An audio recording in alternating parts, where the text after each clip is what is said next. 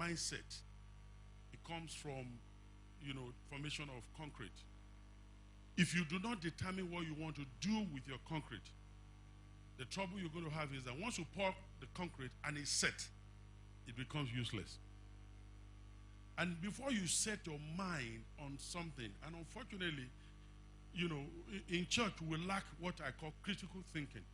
In critical thinking, you have developmental thinking, you have futuristic thinking, and some other kind of thing. Developmental thinking allows you to look beyond where you are and then begin to see, how can I expand what I have?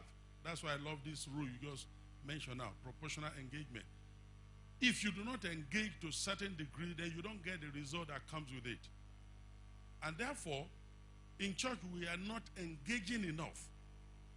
If the master says, occupy till I come, I don't know why you then reverse the order to say, spend all your life preparing till he comes. Do you understand what I'm trying to say? If you make all your effort just preparing for rapture, you are working against the simple instruction he gave. Occupy till I come.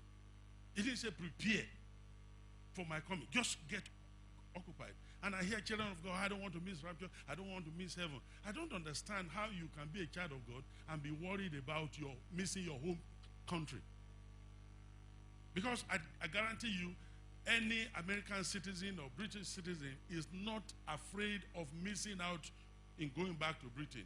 All you need to do is to take your passport and go to. In fact, you don't even need visa to go back home. It's your passport. So if you're already a child of God, going to heaven is guaranteed.